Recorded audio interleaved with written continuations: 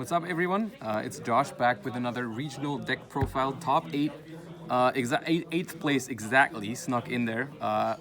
X11 record. I played a little bit of a spicy Spright list today because I just didn't feel like playing another tier limit deck.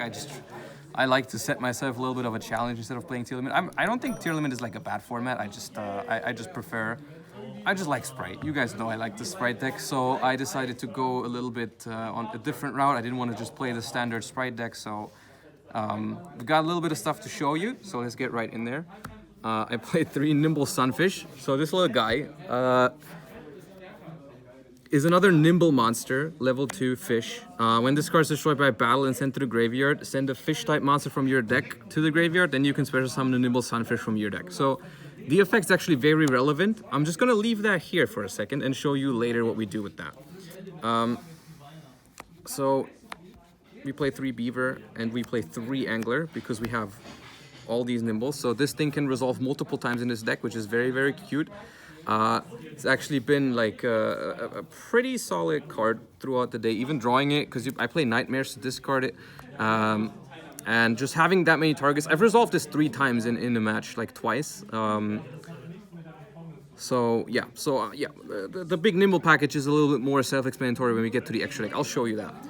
So with 9 Nimbles, of course, we have to play 3 Swap Frogs. Like this card is nuts with Angler, but even if you draw it with like Sunfish, it's another extender. It's pretty nice in this version, and we still go first and just make Toad, and that's really good. So for Sprites, it's a standard-ish 8 Sprite monsters. No Pixies. I like Pixies, but I didn't have room for it.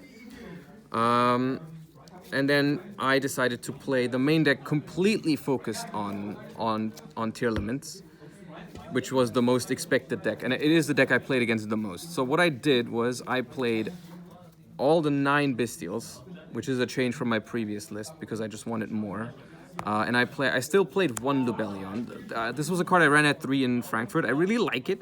I wish I could have played 3. I still think it's really strong, but I didn't have room for it because I really wanted to try out the Sunfish. And the idea with still playing 1 is that it's a good draw, but it's even better as like sometimes you want your Magnamut to create more value than just getting a Druid Swarm or a Saronir. So what you can do is Magnamut grab Lubellion, especially like when you Magnamut on their turn and then going into your next turn, you can grab Lubellion, which they can then grab another Magnamut. This way, because Magnamut can't search Magnamut, this way with like a little twist, you can Magnamut search Magnamut, which is really good in grind games. And then to pair this up, I played Nibiru. I played Nibiru because I felt like this card was actually good against Spright now, because the deck usually commits into it with like the sprint, because why wouldn't they? No one plays Nibiru right now. And against tier, the trick with Nibiru is basically the card is only bad against Rule Kalos.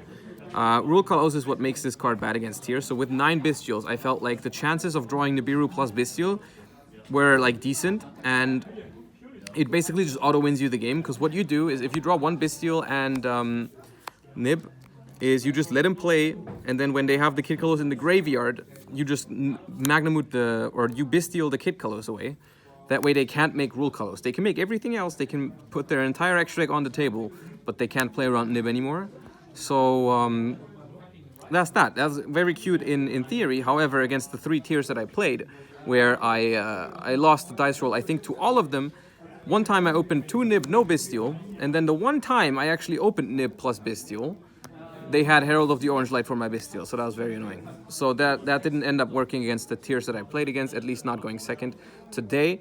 I still think the idea behind it is pretty solid, because what else could this be? Like this could be Ashes, Veilers, or Imperms, which if you draw Ash, Veiler, or Imperm without a Bestial, they also are almost never enough against Ishizu tier. So I think that's why this is fine. And like in other matchups, this was pretty solid. And that's all the monsters.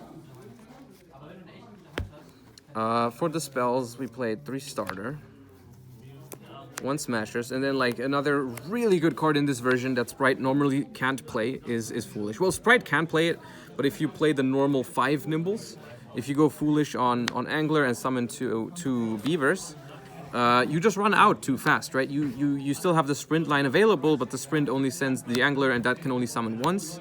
So it basically, while the Foolish gives you a +1 immediately, later on, if you were to go for a sprint, you lose the +1.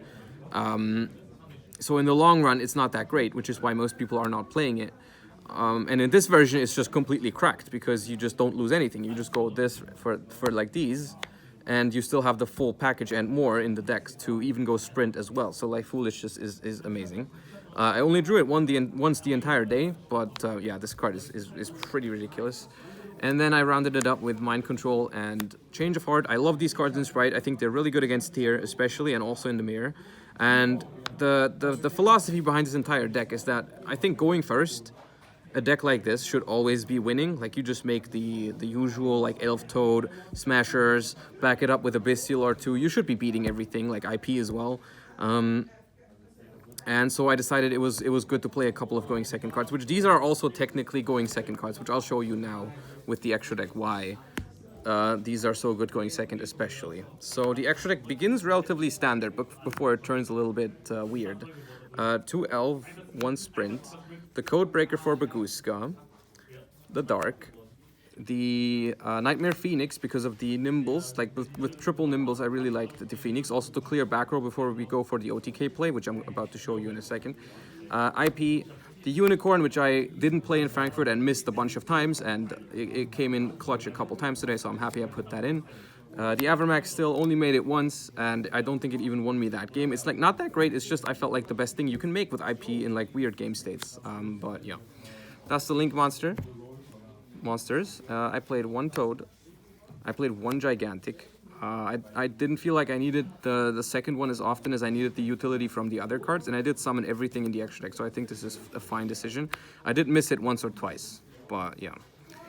The Mannequin Cat is in here for a specific reason. I'll show you that in a second. And then there's the Soul Sweeper for removal, and this is the card that I was going to talk about. This is the Shadow Mosquito. So the reason why I decided to play the Nimbles is because basically, like I said, going first this deck already pretty much wins every time because the Spright board is just so strong, especially if you back it up with like Magnamut or any other hand trap. If you go second and you manage to put these two on the board together, this is just game against almost any single like field. And the way that works is your opponent has 1 monster. Let's say they have any monster with like 2,000 attack.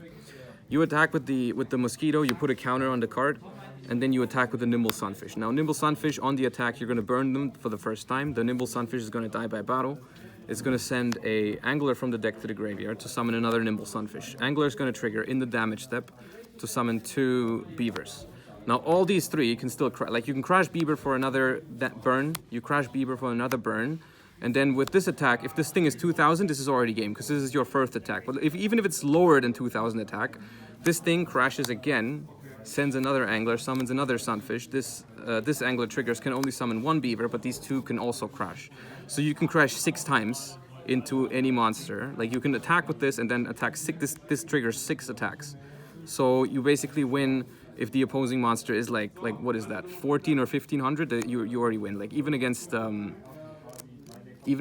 Spright Elf, I think that's game. 1,400 times 5, 7,000. Yes, that's game against the Spright Elf. So easy as that. Spright Sprint, Spright Elf. You just kill through. And any other monsters you have, any Bestials you can put onto the board, any other Spright monsters you have, you just do infinite damage going second. If you can like stop them from playing somewhat with some Bestials, it's like super trivial to OTK with Mosquito.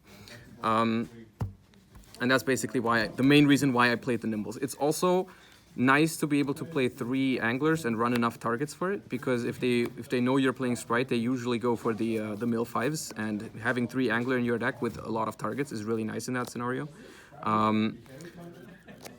Because if you just if they go for the mill 5 or mill 10 against you, and you mill like 1 or 2 Anglers and you spam the board, it's like so much easier to pull off a Mosquito in your turn. I was very close to playing 2 of this, because if you can make 2, it does so much more damage.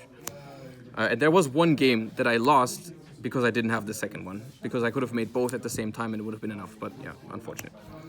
And then for the rank 6, I played one that's also not standard in Spright. I played Beatrice over Wallow, because I played 9 Bestials, so it seemed right to play a rank 6, and I made it once. But basically, I felt like sending an Angler, it was much better in this deck than having Wallow. because you just play like so many targets. So like even after you go Beatrice on an angler summon 2, you still have the sprint play, and like it's just like, yeah, it floods the board really easily. And that's the extra deck, and that's basically the spice that I decided to bring for today, which was very fun. It was very fun to figure out the going second lines in this tournament. Like I said, 6-1-1. Top 8, so pretty nice. But I forgot about side deck almost. Side deck, there you go. Played this little guy. Never used it today, but he has to be there. And then, as you've noticed, the main deck is really bad against Flunderies. The main deck is awful against Flunderies. This card is dead against Flunder. The Bestials are not good against Flunder. There's a lot of bad cards against Flunderies in this deck, and going first against Flunder, you basically only have the Toad as the real interruption. If they have Dark Ruler, you pretty much can't win if they don't brick. So I'm basically assuming I'm losing game 1. Like if I go second, I'm super losing game 1 to Flunder. If I go first, I lose if they have Dark Ruler, so it's not great. So I decided to go. I decided to do a little something to the Flunder players at this event. I played 10 Zombie Worlds. I played 10 Zombie Worlds because I felt like this was the best card going first and second. Even these going second are totally fine against Flunder because they just don't beat Zombie World. So, and this basically, these play around them having like a Cosmic Cyclone or a Twin Twister for your Zombie World because you just put up another one. Now what this meant was that basically I didn't have much room in the side deck for other matchups than Flunder because I needed to side so much for Flunder. The cool thing here is that all of these are like searchers, right? They can interact with other cards than just Zombie World. So what I did was I played a Necro Valley, and suddenly you can side all these also against Tier and every other deck that plays Necro Valley. So with just one slot dedicated to Tier Element, I can just auto win going first with like all of these.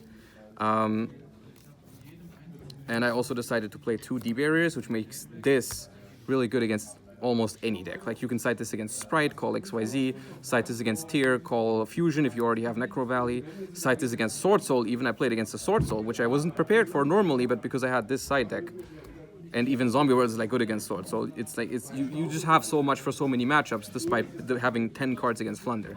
So these were really nice. And then I played 1 Duster as the 15th card. And that's how basically by putting 10 cards against Flunder in your side deck, you can still side like so many cards in other matchups, which was a neat little trick I felt like in side deck building here.